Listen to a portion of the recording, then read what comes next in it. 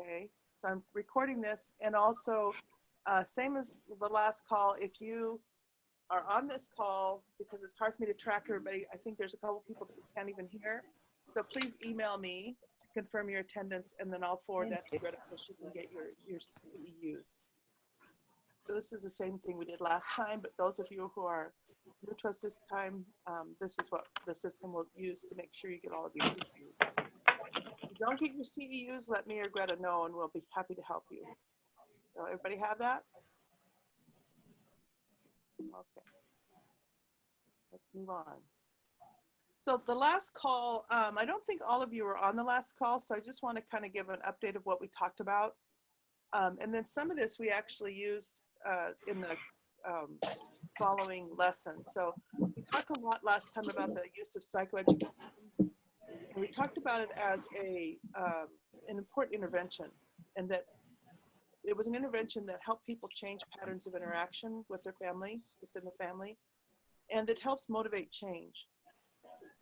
We also talked about change in family dynamics and problem gambling when the member who struggles with problem gambling is not there. So what to do with families where the person who's gambling problematically is not present. We also talked about the framework that I know I sort of promote, which is become problems versus looking at family pathology like, I'm going to mute us all because now I think we're having trouble. Yeah. Okay.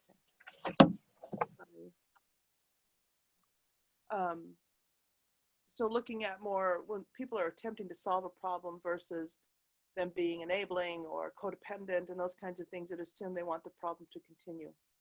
And then the other thing we talked about is the process of externalizing problem gambling.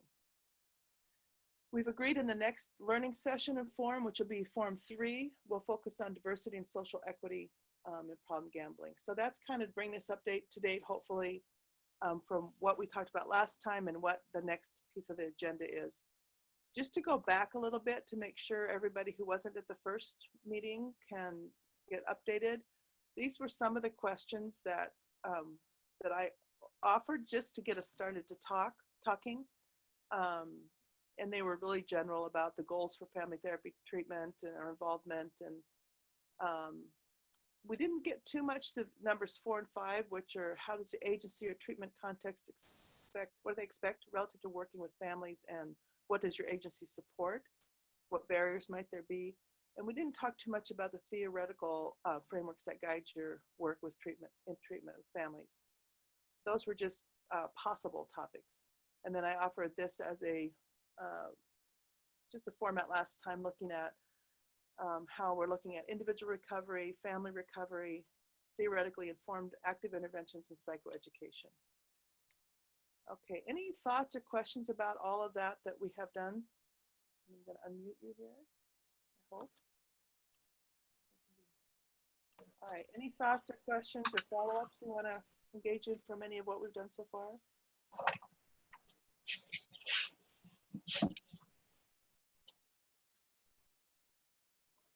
Anybody? Okay, let me ask another question just to make sure you're still all there. Is there any updates that you want to offer about your work from between the last session and this one? Anything that you think that reflects back on what we've been talking about or could help inform your colleagues?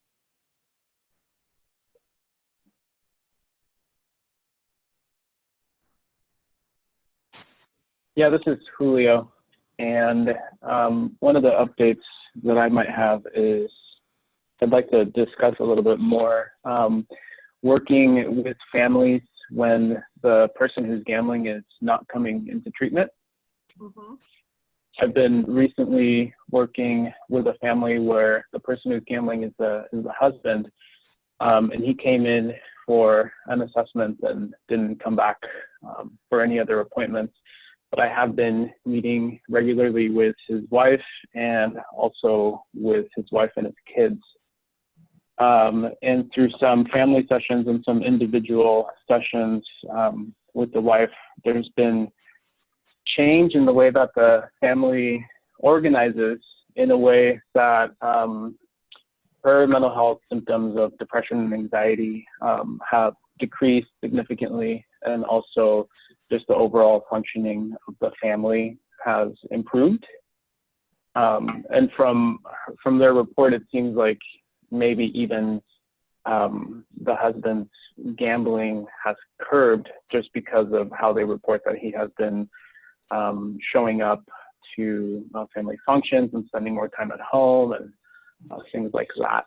So I'm wondering if anybody else has had any experiences in seeing change at the family systems level that maybe doesn't directly address the gambling behavior, but that maybe improves the family relationship, the family functioning. Okay, anybody?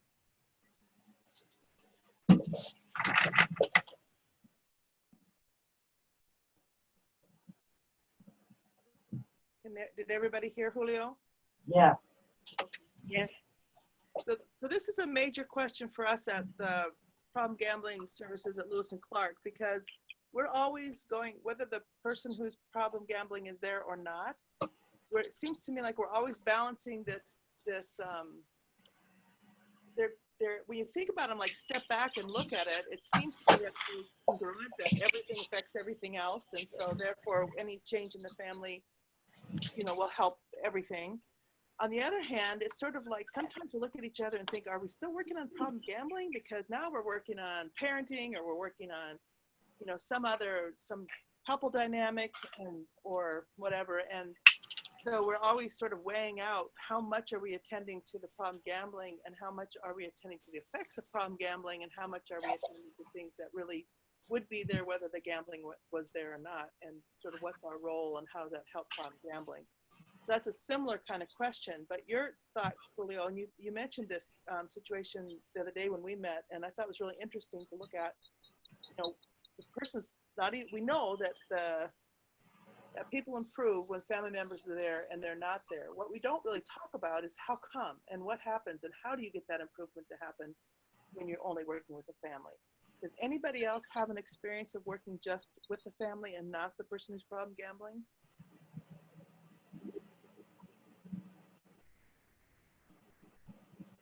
Yeah, this is Diane.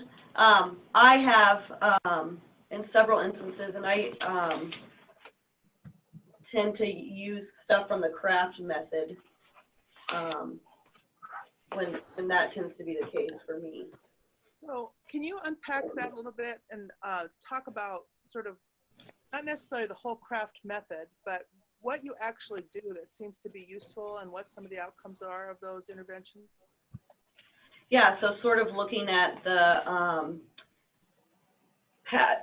the patterns of when the gambling occurs, what the partner or the other people are doing when that sort of thing happens, so sort of like mapping that out. And then also looking at ways that the family members participate with the gambling, oftentimes inadvertently. And then ways that they can, instead of putting a lot of emphasis onto the gambling, how they can refocus their attention back to themselves in other ways that then subtly influence the gambling itself. So not inadvertently rewarding it or contributing to it. So that's sort of the baseline of what I do, grabbing some from craft techniques. Yeah. Sure. So Diane, can you give us an example of what you're talking about when you say that, you're paying attention to these patterns of interaction, which is sort of solidly foundational to family therapy. How those patterns, and we've talked about those in these calls before, how these patterns evolve or revolve around gambling. And then you said, and you map those, and then you said that you look at how family members might be inadvertently contributing. I think that's the word you use, and then how they can elsewhere. Can you give us an example? So yeah, so specific to gambling, I mean, I work with a lot of different addictions, but specifically to gambling, I'm working with a couple right now who she sort of was being a monitor of his gambling in this way where he would leave the house and she would log online to the banking stuff and look at where he was withdrawing from, and then go to a Google map and try and pinpoint where he was actually gambling at. And so, in that sense, it sort of made her sort of like the keeper of him and his pattern of gambling in a sense. And so really working with her to, we call it like not playing detective and doing that sort of thing.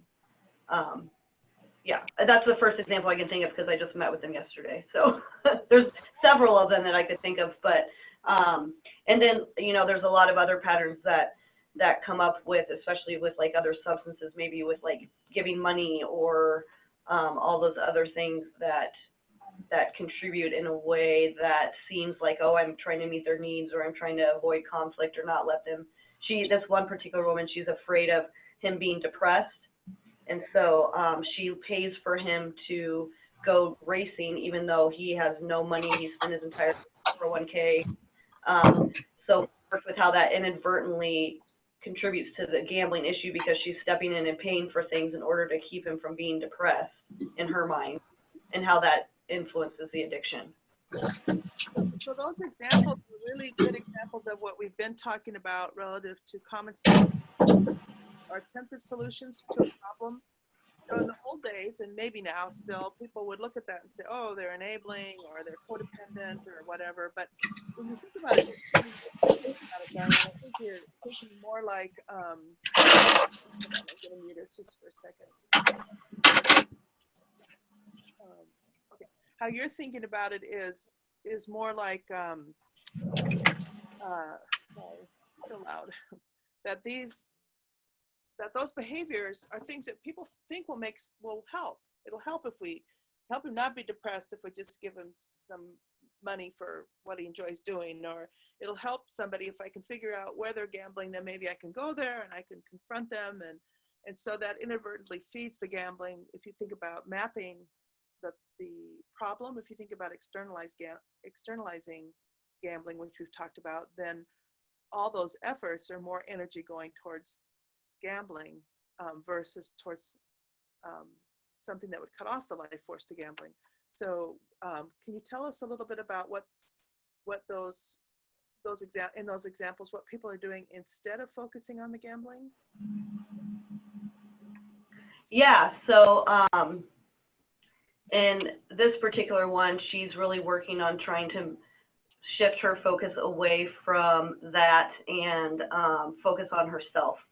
So instead of putting her energy, and we've done eco maps with them and talked about like the percentage of how much she focuses on his gambling, and then using an eco map to show that like so much of her energy is going into that, and then how much less energy is going into all these other things that she used to enjoy doing. And so she's sort of shifted and now is like started going on weekend trips with her girlfriends again. And because she was sort of just like moving all of her attention to that, so she wasn't participating in life's activities that she normally would have. So using an eco map to see what she wasn't doing highlighted to her where she can shift her energy so less attention's going to that. Okay. So I'm going to mute us just for a second here again. Okay, so does everybody know what an eco map is?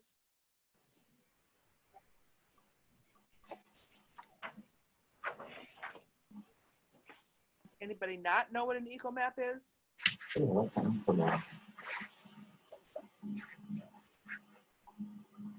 Everybody know? No? I guess I could use a brush up of how you would use it, what it would look like. So let's see how we can do this now. I don't, Diane, do you have a eco map handy or anything like that where you could actually show us what you did, or I don't know how we do that. I don't have one handy. What I basically do is just draw a circle in the middle with the person's name, and then make a bunch of different bubbles around like what things are important in their life. Oftentimes I add in emotions that seem to dominate as well.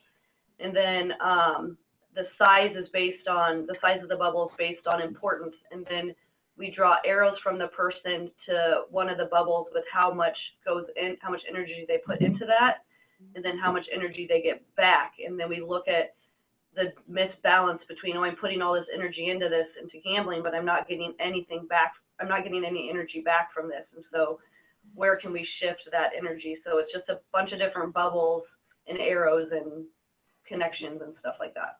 Yeah, so that's a great tool, and one we certainly use a lot in Lewis and Clark and training family therapists, and we use in family therapy in general. So I just gonna pull one out off the internet here for everybody to look at. So let's see. Here we've got, for example, we just have a simple eco map that looks like somebody's trying to work on a couple relationship maybe or something like that. And there you can see here they've gotten the person in the middle. So this might be the individual that you're working with. So say that's Mary.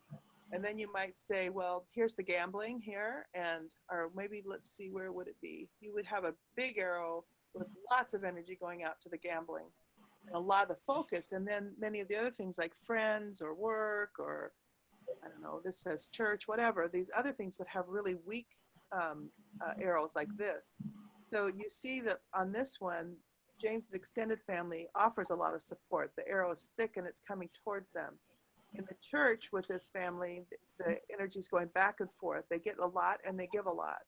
Here with this person probably has another family here because, or another, I don't know, but there's somewhat of a relationship with a younger child and so on.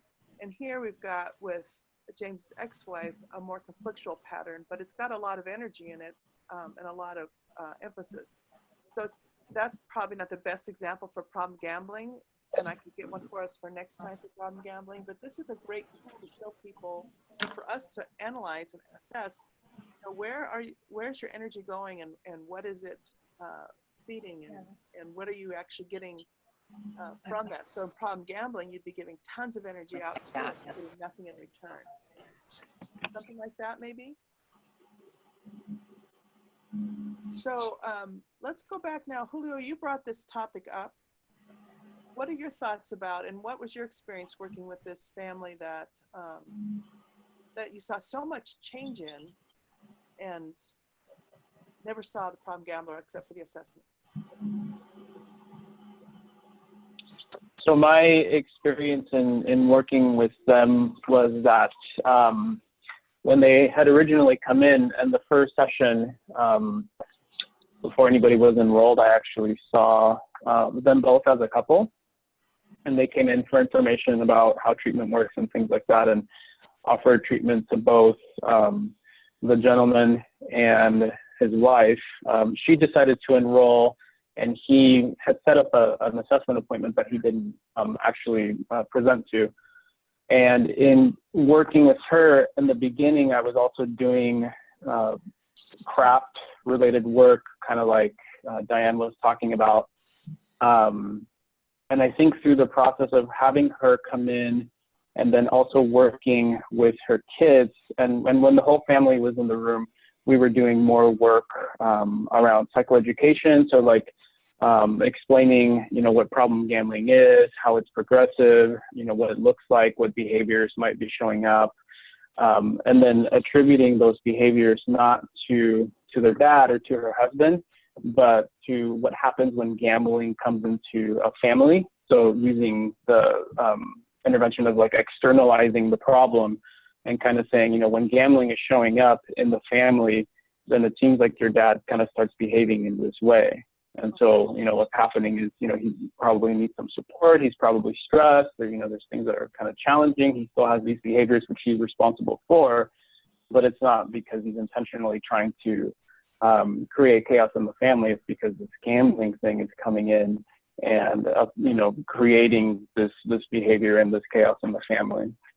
And so I think one of the things that happened when they started coming regularly, because I was seeing the whole family weekly, is I kind of got the sense from what they were telling me that he was starting to feel left out from the therapy process. And so that's when he tried to re-engage, and I set up an appointment with him to do an assessment, which he showed up to. But then after that, it was really hard to get him to come back. Now, part of the reason why he had barriers to returning to treatment was that he's self-employed, and he works in construction. And so he works, you know, unpredictable hours, and he attributed more of the problems that he was having, not on the gambling, but on just going through a rough patch, coming from having made an amount of money that was sufficient to cover all the expenses that the family was experiencing, to being in a place where like he wasn't able to meet rent, they were behind on, you know, the light bills, you know, they were getting close to getting their, you know, their cable shut off, and a lot of stress around the money issues. He attributed it to working, the wife attributed it to gambling, but, you know, they couldn't agree on what it was. And so because of that, he wasn't able to engage. So I continued to work with the wife, and one of the things that she decided to do is to get a job. And so when she was coming in, she had pretty high symptoms of depression and anxiety, and she had a lot of preoccupation around where her husband was, what he was doing, whether he was gambling or not.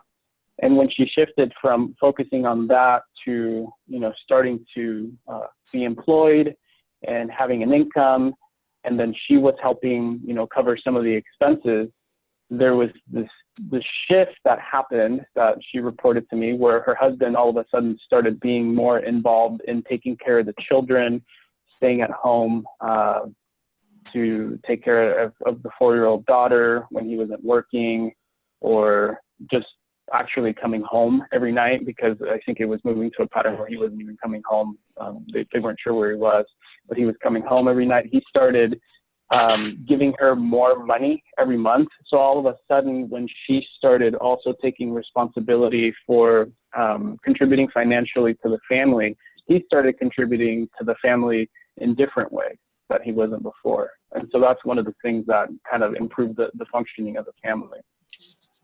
Really interesting, isn't it? And then if you were to have the opportunity to talk with him and them about the meaning of money, the gender roles involved in taking care of the family and those kinds of things, you might find that is also what supported some of the gambling, I would imagine, just guessing. Yeah, I think so. And this is a Latino family that I'm working with, and so, you know, they immigrated from Mexico, and so traditionally the family structure that they had was what they would be used to in Mexico, where the man is the breadwinner. He works, you know, out in construction doing whatever he does to make money, and the wife stays at home and takes care of the kids. And so that actually worked for them here for quite a bit of time, until recently, where, you know, whatever has happened, that like their finances look different. You know, it's had to shift to where now she is also taking care of some of that financial responsibility. But the interesting thing to me was how when she did that, he started taking more responsibility for things at home. Mm-hmm. And so that has been really helpful for everybody. Yeah, and we're not able to talk to him about how that happened for him, but it is interesting when the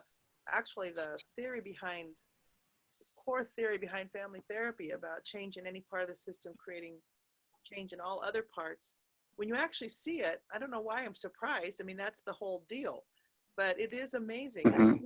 What happens when one part of the system changes and how everything else will shift. Sometimes not always for the better, but in this case, you know, definitely for the better. I was thinking too about how, you know, people who are problem gambling are trying to control what's out of control, trying to control a random event, right? And so there's all that crazy making around, you know, when you try to control something that's random, how you have to think about it and what, you know, all the, you know, cognitive stuff.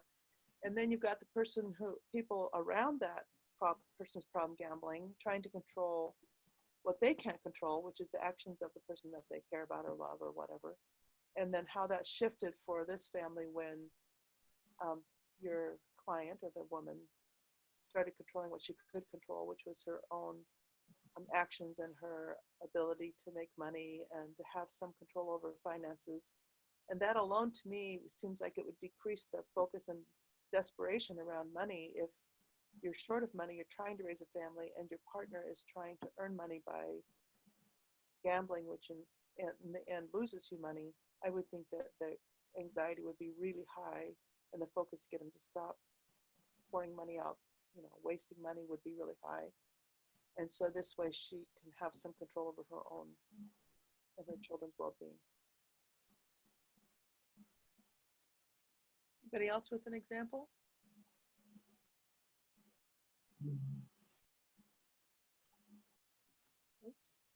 Oops.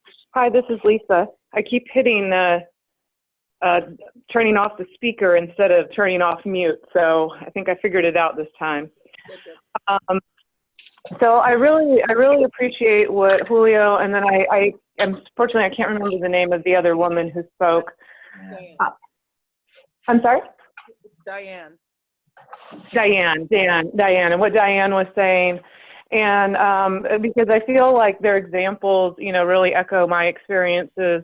I feel like, during my time working in the problem gambling field, a lot of the families that I work with, I am seeing without the person with the gambling problem. And so I found there's been core themes that have been really helpful. And some of the ones, like I know that Julio mentioned psychoeducation. So that's been a really big one, is educating family members around the brain and how the addiction works, addiction cycles. I find that can really decrease distressing emotions, help them to, increase compassion, just help the pain to decrease, because rather than it being, oh, this person I love doesn't care about me anymore, it's, oh, this person I love has an addiction, and their addiction is really getting in the way of our relationship. So it externalizes the addiction. Or Diane had talked about I use the eco maps as well, and find those really helpful because I find that self-care is one of my topics that I use with family members, where the person with the gambling problem isn't present, because so often their attention has become surrounding the other person. And so really helping them to shift back, become aware that they have right to take care of themselves, looking at the impact of like how it affects them when they are so focused on the other person and aren't caring for themselves. And so helping them, do anything from get sleep to actually go out with friends, to, quit focusing and worrying on the other person, and making that shift to attending more to themselves. She mentioned the action maps. And so those all sound really familiar for me. And then I guess some that I would add to it is even when I have just maybe an individual family member present, I'll still talk quite a lot about communication. And I'll talk with them about how their communication not only affects their relationships, but how their communication actually also affects how they feel, and how they either perpetuate negative emotions, or, can help decrease them. And then boundaries. And I think boundaries is probably the biggest one, understanding their right to say no, and understanding what they can control and can't control. There's boundaries, and 1,000 more boundaries. And so, so those are my general topics, some of the general topics that I go to. Yeah. Boundaries is if you think about the word boundaries, I just want to unpack that a little bit, because it's one of those terms that we use a lot in therapy, that we assume we all have a shared meaning, but it's just a metaphor, right? A boundary is a way of talking about something. Could you just talk a little bit more about how you think about boundaries, because that's so important in your work? What does it mean? What are they? Yeah, well, it really is quite extensive, but it's everything from feeling like you have the right to say no. It could be, I'm sorry, there's an echo that's making it really hard to think. Let me mute everybody, because you know how to unmute yourself. So I'm going to mute all. Could you remind me? Well, did you just see a unmute myself button? No? Let me see if I can. No, I'm only on phone. Okay, let me see if I can do this. Let me mute everybody and see if I can unmute you. What's the last four of your phone number? 7104. Bear with me for a moment. Let me see if I can do this. There we go. You can talk now, right? Yes, I think so. Can you hear me? I can. I'm assuming everybody else can. They're all muted. So in terms of what boundaries and boundaries mean, it's everything from feeling like you have the right to say no, and also recognizing when you want to say no. You know, for instance, it could be anything, you know, if we're talking specific to problem gambling, that you don't have to hand money over. Understanding that you have the right to not rescue, to not jump into patterns of urgency, and understanding why patterns of urgency can have a negative impact. And so it's that a lot of times boundaries is the right to say no. Sometimes boundaries is emotional boundaries, and talking about how sometimes we see the distress in the other person, maybe in another family member, maybe in the problem gambler, and we want to fix their distress. And so now we're talking about emotional boundaries and recognizing the difference between their emotions and our emotions, and recognizing that we can't truly take care of their emotions. And so, for instance, I might have a hard time saying no because I see the problem gambler in my life gets distressed when they realize that they've spent a lot of money and they can't pay the bill. So I feel their distress, and then I get activated and I try to fix their distress so that I don't have to be distressed. And so in that case, we might talk about emotional boundaries and really discussing over here, this is this person's emotion, this is my emotion. I can't fix their emotions. I can't put myself in charge of their emotions. What I can do is pay attention to my emotions and care for my emotions. So that's another example. Or like just one more would be just understanding problems. Whose problem is what? You know, for instance, let's say I'm the parent and it's my child who's the problem gambler, that I might want to be fixing their problems. And so looking at, because I might give them money when they don't have it, or I might emotionally rescue them in different ways, and looking at how this is their problem, and if I jump in and try to fix it, then I'm sorry, there's now a weird echo that sounds like a really angry frog. Let's see. Okay, I unmuted everybody. Does that help your frog echo? Yeah, I think it's just challenging. Now it's a different echo, but I'll hold it away from my face for a second. But it's just, so the last one is understanding the boundaries between what are my problems, what are another person's problems, and how I relate to these other person's problems may actually create problems for myself and still not solve their problems. So, so many types of boundaries. Thank you. I just wanted to make sure we're all sort of, you know, on the same page when we talk about some of those concepts that we use so frequently, but just making sure we're thinking of them the same way. Anybody else have any response? I've made some notes here about what Lisa is talking about, including what some of Diane and Julio talked about.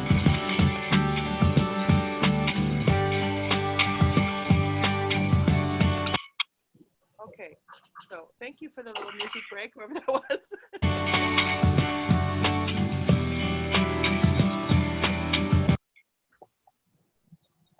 Okay, so just we're getting some music from somewhere, which is actually kind of pleasant, but I'm gonna give you a second to fix that, whoever that is. Hopefully it's not me, it might be, but I don't think so. And then I'm gonna unmute us all.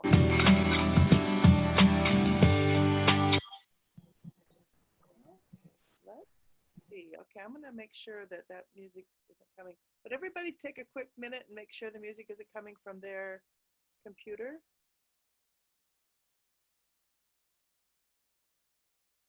It's coming from mine, but let me just see. I don't even know where my music is on this computer.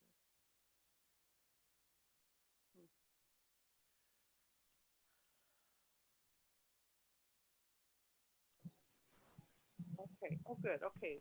Music's gone, thank you. It really is challenging doing this kind of call. My preference would clearly be for us all to get together, which is also a possibility versus some of these calls if anybody's ever interested.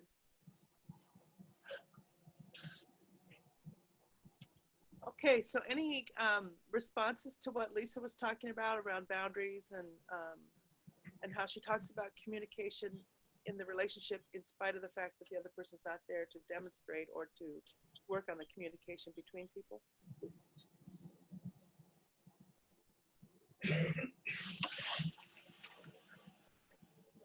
Anybody?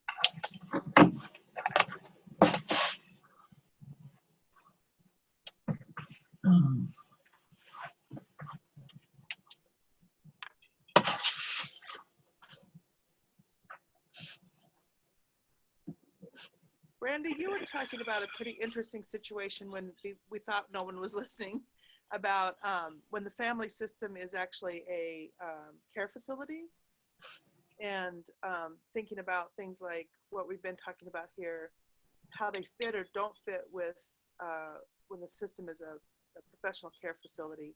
Would you want to talk a little bit about that?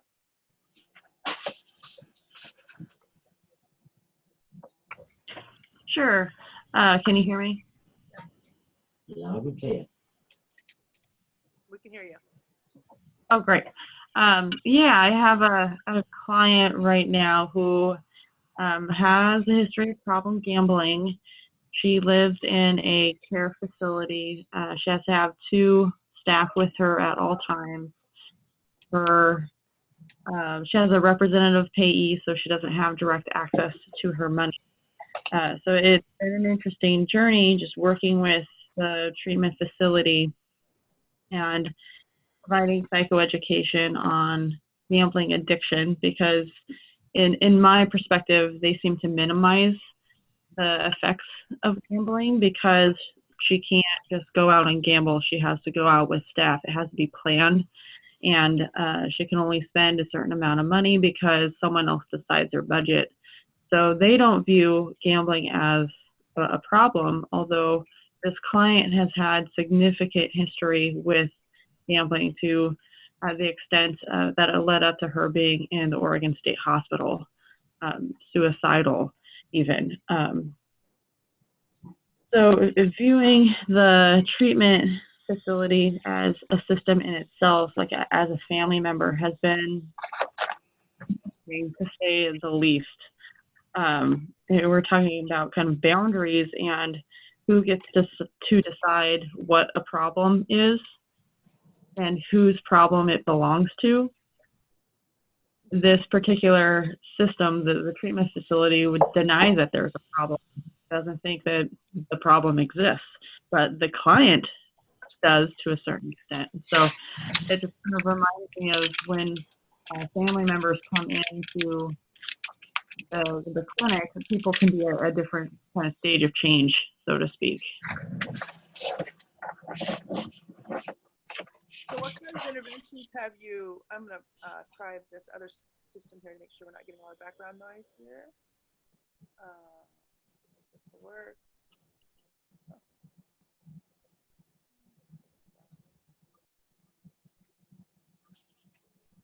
Okay, Brandy, can you still talk now? Yeah. Okay. What kind of interventions have you used with the treatment facility around these kind that are, in some ways similar to what we've been talking about with family, but also probably unique? A lot of externalizing the problem and mapping influence. A lot of reminders that this history was with this client at one point and has led to where she is now, being in a kind of a locked facility with 2 staff with her at all time. Lots of psychoeducation.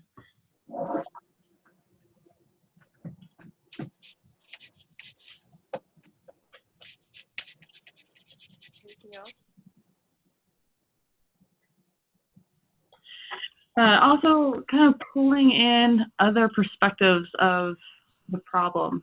Like, for instance, this client has a guardian that's provided through the state. And she's very concerned with risks of gambling and potential for this client to experience negative consequences if gambling continues.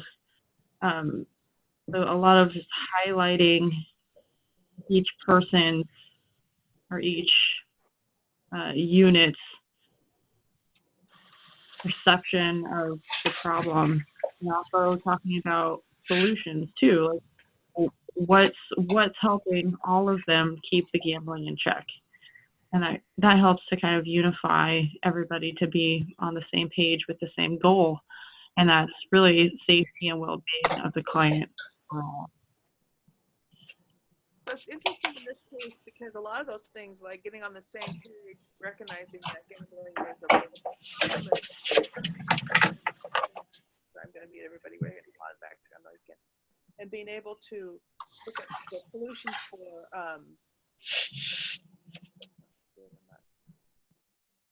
looking at the solutions that are working and getting everybody to repeat those solutions. All are family therapy kinds of sets of interventions or whatever. And then thinking about the differences in an organization versus a family as far as the organization's investment, or in this case, the group home's investment in the client not gambling, and also the consequences for them. Because for them, the consequences are significantly different from the family members who may experience financial ruin as a result of problem gambling. Any other thoughts about that? I think that's a really interesting dynamic. It's been interesting to think of the power dynamics involved too, because this client has a guardian, so the client can say, I want to go gamble with $1,000, and the guardian can say no legally. And so that in itself is just interesting power dynamic, that the guardian signs all the paperwork and the guardian has final say. So how do you do what's best for your client when there's also a second party that has to approve everything? And then that in interplay with the group home, what their rules are and what they would like to see, because that can sometimes overrule the client as well. Right. So there's this whole idea about people having as much say over their lives and agency over their lives as possible, but without full capacity, being at full capacity, having others sort of also be in charge of their decisions, and the interplay between those must be really interesting with this particular situation, because you're talking about a person who wants to slow down gambling, doesn't want to quit, and the gambling probably is talking her in or out of gambling at any given moment, which then affects her choices. Then the guardian has to figure out sort of what to support about this. It's very complex. So anybody else have a similar example, or any example of working with families when the person's problem gambling isn't engaged in treatment, and any techniques, any thoughts that they have about how they do that we just to follow through with this part of the conversation?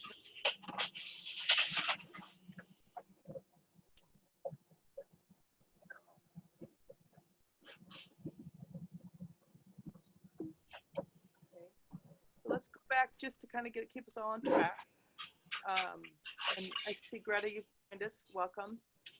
So we talked about today's agenda being working with families when a member who is problem gambling present. That's the first thing that came up, and we've been talking about techniques from CRAFT, using EcoMap, psychoeducation.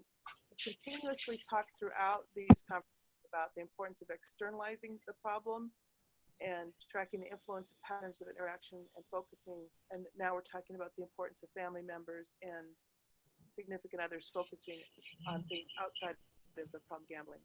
Then Lisa, you shared some ideas from your work that many others that overlap some of what other people have said.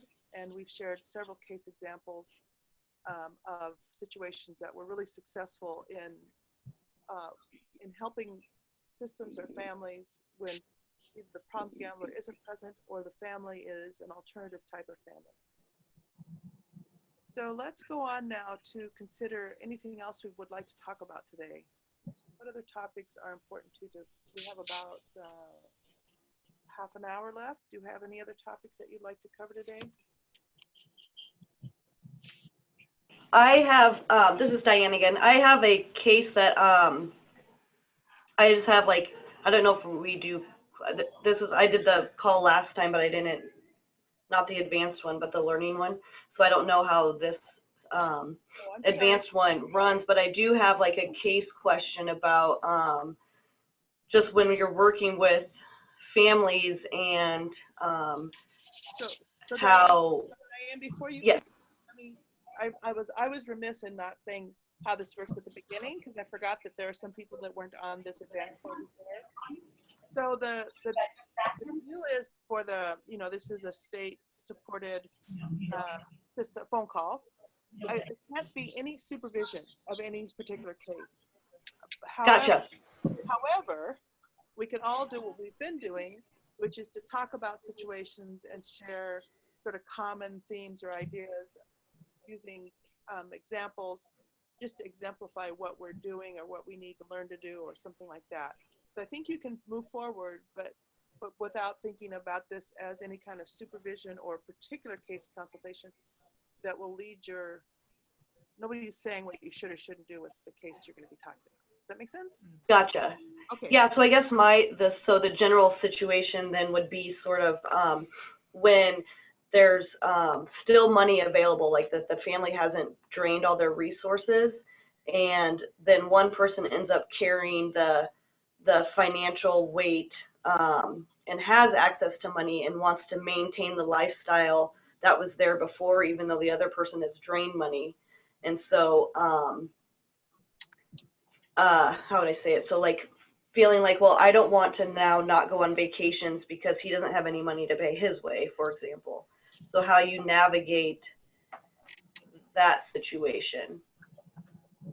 I don't know if I'm being very clear. Well, let me see if this is right. So we have worked with a number of people, I'm sure everybody has, where, you know, usually you think, well, people come into treatment and they're, you know, they're $300,000 in debt or 20,000 or 5,000 or whatever. And it's this sort of financial crisis that gets them into the treatment.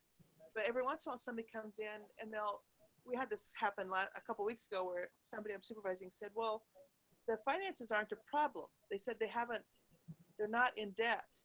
So then we talked about, well, what does it mean to not be in debt and to still have spent $50,000 last year?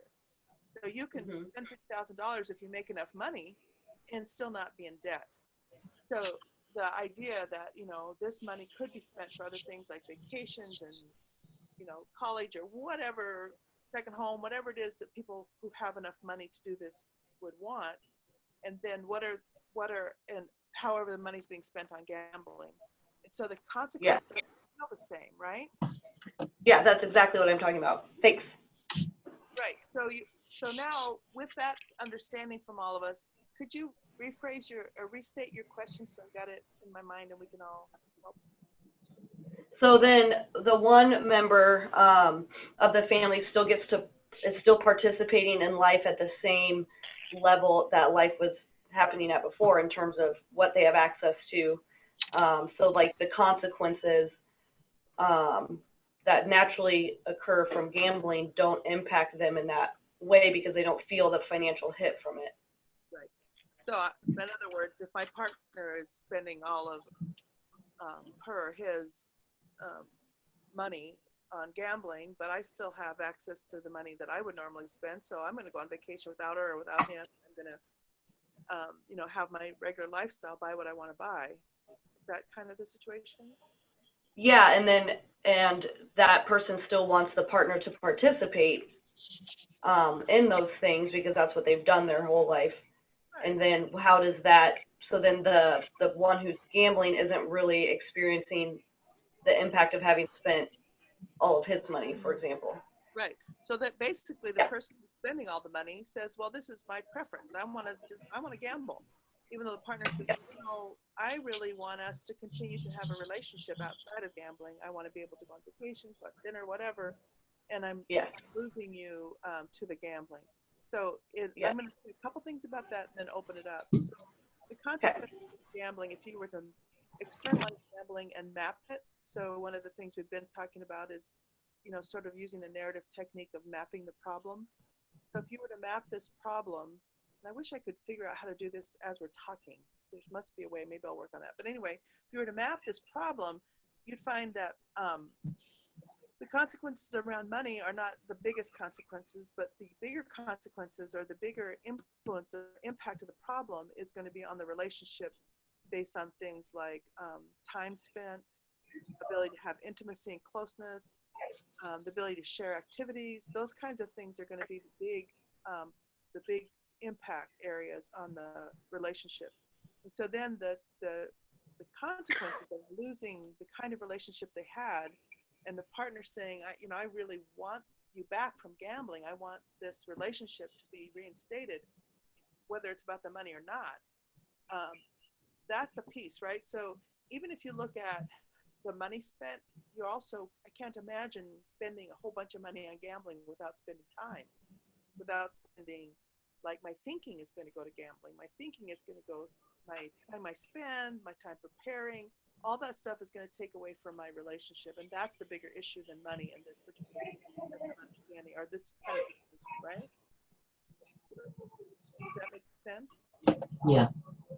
Okay, so we probably, a number of us have worked with situations like that. Can you talk in general about how you might approach that situation where we don't have the devastating financial impact, but we have a significant relationship impact?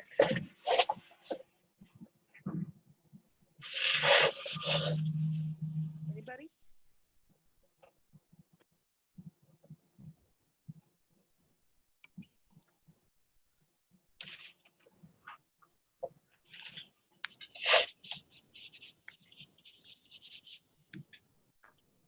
Anybody want to talk about that? I can jump in. This is Lisa. If no one else is wanting, I can jump in. I guess the first thing when I hear all of that, internally, I just have this big sigh, because it's that, I don't know, it's that certain type of situation where it's like people's goals are just extra at odds. I hear there's this one person who's like, hey, rejoin me in life. And sometimes there can almost be that like impatience and irritation of like, why aren't we doing this? And then you've got this other person who's still focused on gambling. And it's just like the relationship in many ways is ripped apart, because there's that third partner in the relationship, which is gambling. It's almost like you have this three-person relationship where one person's kind of impatient to get back to their old partner, and that old partner is really more engaged with the new partner, gambling. And so, I think for me, this is one of the ones that gets just really tricky, where it's really about, like, I might just focus for a little while at least on what each person wants, and helping to bring out awareness around how they are viewing the relationship, and how there are differences, and trying to come to acceptance to where each other is in the relationship, and then using that as a moving point forward. But overall, that's one of the ones when I just hear it, I have this like sigh inside of like, oh dear. It's one of the trickier ones, I feel like. Okay, anybody else? Thank you. Anybody else?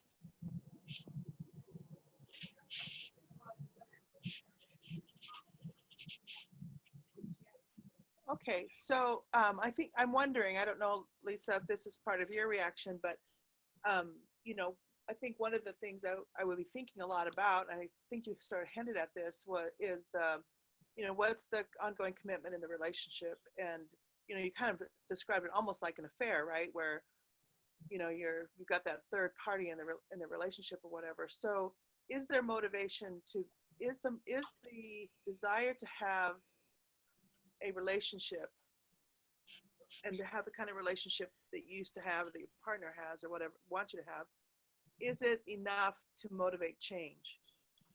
So it may be that the relationship isn't as desirable for one person as the other, which of course then also feeds the gambling. It could also be, in my thoughts, I mean, I'm not talking about this particular case, but just in general, that that's one of the ways gambling grabs people, right? They say, well, you know, they start dismissing these other important things in their lives. And so the gambling, as it takes over, lots of things become less important. You know, career, spending time with children, spending time with your partner, whatever. All these things become less and less important as gambling becomes more and more important. So I think the dynamics are probably really similar to situations where they're in financial crisis. It's just that it's unusual not to see the financial crisis because most people can't afford that kind of gambling. But in some ways, how different is this really from a family where one person's caught in the gambling and the other one is either, you know, focused on the money part of it or not, but they're still wanting that partner back to be part of the family and to be you know, part of the system. In some ways, it's a little bit like Julio's example earlier, where the person who's from gambling became more and more engaged in the family, and that's a positive outcome. So, I mean, the other thing, I think we just can't assume that all relationships are equally committed or that people wanted the same goals or they would enjoy the same kinds of relationships they used to have. And so I think that would, for me, that would be part of it, would be assessing, you know, how committed is this relationship? Is this a situation where one really wants in more than the other? Is this a situation where gambling is taking away from that? It's obviously taken away from the relationship, but is it, if it weren't for gambling, would they be both equally interested in having these kinds of activities or not? And then dealing, you know, with that realistically. Anybody else want to add? Sure. So I think my concern when I heard that type of scenario is that if the partner who is gambling has kind of gambled away his or her own finances, is in financial crisis themselves, but the other partner, the non-gambler, still has access to financial means and inviting the gambler along still with activities in the same style, like lifestyle and activities, then the gambler is really not feeling the full consequences of the gambling, and then thus, like, what's the motivation really to shift behavior? Yeah, and I suppose it depends on how we're thinking about the term inviting, because I've heard inviting and I didn't hear paying for. But if you're hearing paying for, like covering the costs of those activities, then absolutely, that's just definitely back in the old situation of, you know, lessening the consequences and, you know, supporting the gambling indirectly through paying for other kinds of things. If it's inviting but refusing to pay for, saying, if you have enough money, I would like you to do this or that, that's a totally different situation. So, Diane, which did you have in mind, or both? Yeah, so it's the paying for. Okay. So it's maintaining the old lifestyle of vacations, of timeshares, of that. So his motivation then there's no motivation based on the financial impact, because there isn't a financial impact for him. Right. Thank you. Because she is footing the bill. I heard inviting and I thought, well, that's kind of effective because you can continue to invite. The person can't come and you go ahead and do it without it. But what you're talking about is inviting and covering the cost of. So they're actually not, there's no consequence financial, there's no consequence for the person who's spending all his money because the other person is still living the lifestyle that they want. Right. Correct. Right. So in that case, which is, I don't know, I just assumed the other. So in that case, then what are some ideas? Maybe we could talk about some of the boundary setting or some of the ideas around, you know, what do you do? Because the person who is paying still wants to do those activities, doesn't want that to be interrupted, so wants the person to come with them and is willing to pay for it, in spite of the fact that it indirectly funds the gambling. And it indirectly funds it because the pinch is never felt around losing anything when you lose money, right? So Would it be okay if I ask a clarifying question? Yeah. So I'm trying to understand this. I guess I originally thought it as both people paid their own way and the person with the gambling problem just can't pay their own way anymore. And so there would be a pull between the one person who wants to still do the vacations and can pay their own way, but the other person can't pay their own way anymore and isn't motivated to do so. So I'm hearing it might be different than that. It's the person who doesn't gamble always pays for both of them to go on the trip and would like to continue doing so. Is that the case? Yes, correct. Yeah, I heard that wrong. I did. Hi, this is Ethan. Let me mute everybody. Hold on. Wait. Just a second. I think we've got a little bit of background noise here. So I'm going to unmute.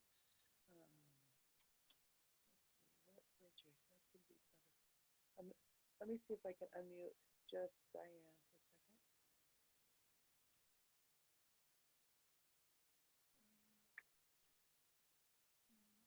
That was it. 30.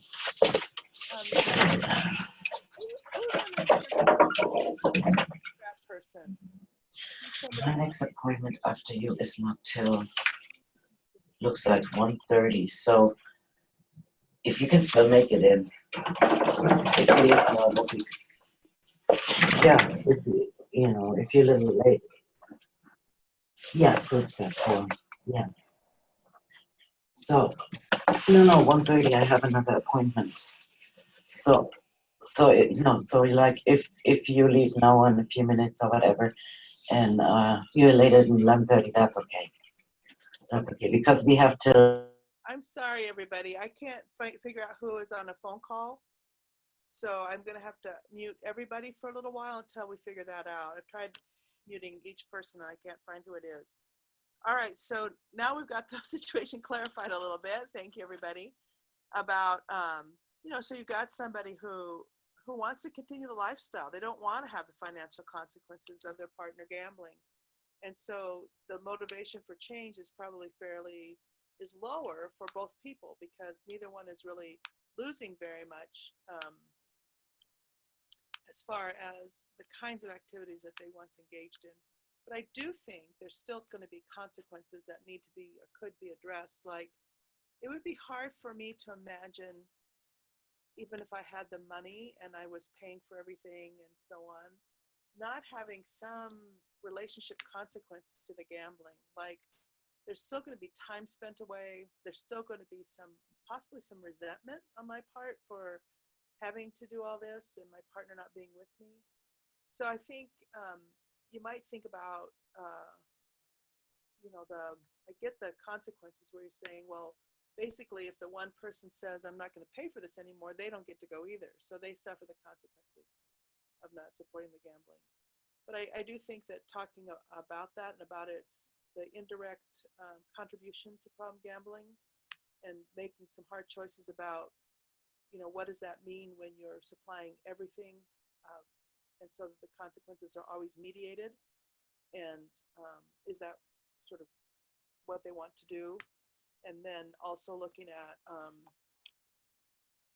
what are the other relationship consequences, which I just can't imagine aren't considerable. Okay, I'm gonna unmute us now. It sounds like the other phone call is over. So anybody want to add to that or contribute to that? Or Diane, do you have any thoughts about that? No, I'd love to hear what other people have as ways to sort of intervene on that. Yeah. Okay, so some just general, not specific to this case, but just general ideas about interventions.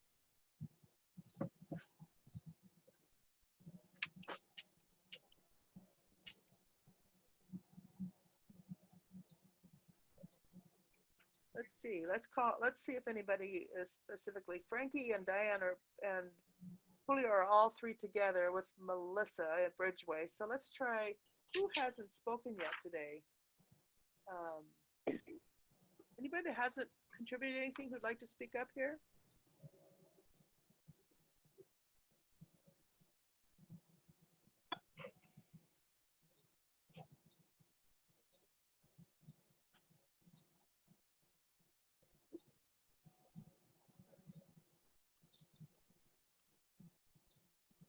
Okay, anybody at all that would like to comment on the kinds of interventions you might use here?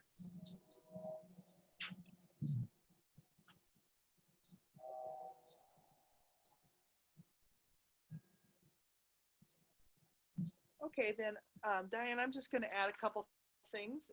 And then, I'm sure we have a wealth of knowledge. Maybe, people are getting tired or whatever, but I would go ahead, to me, with all couples, all families, I would externalize the gambling and map the influence of the problem. And when you map the influence of the problem, you're looking at everything: time away, relationship stress, conflict, all the many kinds of things that can, like we talked about in the last phone call, which I think you're part of, this whole externalizing the problem and mapping it. And I think as you map it with a couple, that you can start to see some of the other consequences of the problem gambling. You can start to see its impact on the relationship. And then from there, I'm assuming somebody wants the gambling to stop, maybe both people, or maybe the person who's spending the money or whatever. Then I think from there, you look at, for example, the problem gambling is still bleeding the financial system, and one person is making up for that, but you're still having a financial consequence. It's going to have a time consequence. It's going to have a consequence if they have children or anybody, any kind of extended family, what the relationships are, what kind of consequences it has. And I think then once you do that, people can increase the motivation for change because they can start seeing the bigger impact on the relationship. And I would just go from there, looking at, how to help them find solutions that decrease the amount of influence that the problem's having on them. Does that make sense? Yes, thank you. Yeah, and in some ways I don't see it all that different from parents who are, supporting their children by giving them money so they won't be out on the streets when they've spent all their money gambling. I think it's actually a pretty common problem, just in a little different frame around, the ways in which many of us want to mediate the consequences of a problem that someone has so they don't have to suffer the consequences. And the decisions we have to make sometimes based on, we really want them to experience something that will help them become more motivated for change, then it requires us sometimes to do something that's contrary to what we want, like not paying our kids rent, or, these are really hard things to do. Not going on your vacation is difficult, but so is, not paying your child's phone bill and knowing that they're traveling to work at night or whatever, and you're worried about them. So I think this is one of the ways in which addiction really draws on us to support it, because we care and love the family member enough to do just about anything to mediate the consequences of the addiction. Okay, we just have a few minutes left. Are there any last questions from anybody, or anything you'd like us to focus on next time? The next formal regular phone call is going to be on equity and social equity. So that's the next lesson and forum. But for the next advanced forum, is there any particular topic that you would all like to focus on? Or do you want to kind of do like we did today?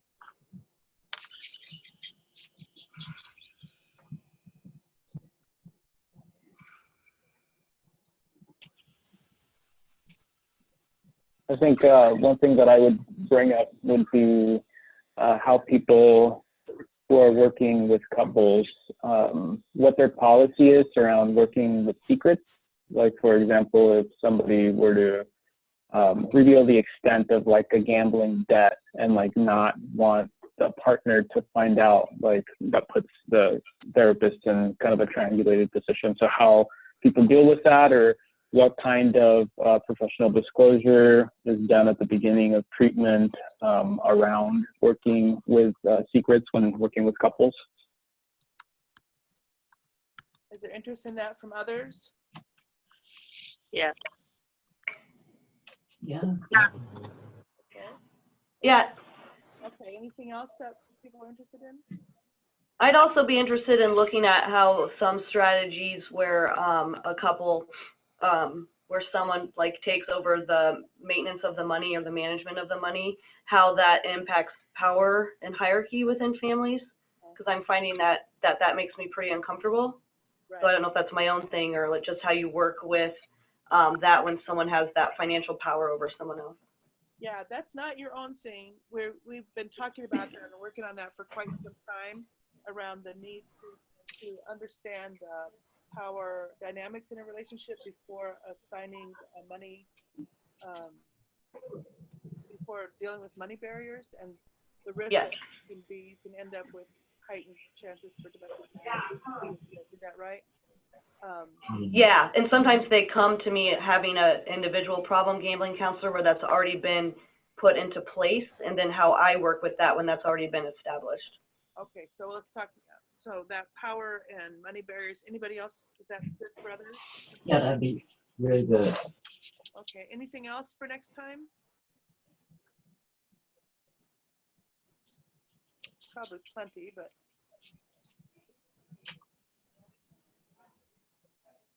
Okay, these are, I mean, everything's an ethical issue if you look at it the right way, but these are both really issues too around ethics, aren't they? Like, you know, the whole idea of balancing individual information and shared information in sessions, and the idea of, you know, are we really paying attention to this? Are we really paying attention to power dynamics, and are we contributing to harmful power dynamics when we set up money barriers? Those two are both really crucial as far as making sure we don't make things worse. Okay, so let's put those on our next agenda, and then we'll open if we have time for anything else that you want to talk about. So let's get ready to close up here. Is there anything else anybody wants to share? Anything that was useful or not useful from today? That's very useful. Thank you. I particularly appreciated participants being more vocal today and being more sharing their own experience with generally with different situations. I thought that that's really the kind of thing we need to do as we're working together, working with families in problem gambling. We just really need to learn from each other.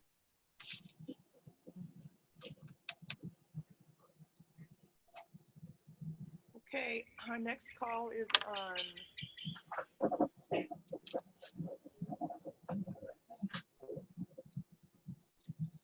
August.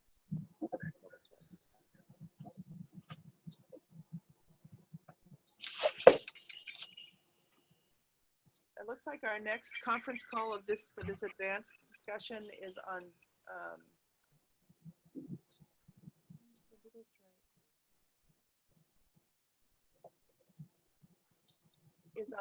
September 7th, that Thursday. Yeah. Okay. So the next call we have with a lesson plan involved is in July on July 7th, but our next advanced call is September 7th. So thank you, everybody. Remember, if you have any kinds of questions, needs, whatever, as long as they're not about supervising a specific case, you're welcome to email me, and you're welcome to call me outside of the phone call if you want to talk about anything conversation. So please feel free to access me if you'd like. And thank you all for being involved, and we'll talk to you next time. Thank you. Thank you. Thank you. Thank you. Thank you. Bye. All right, bye-bye. Bye-bye.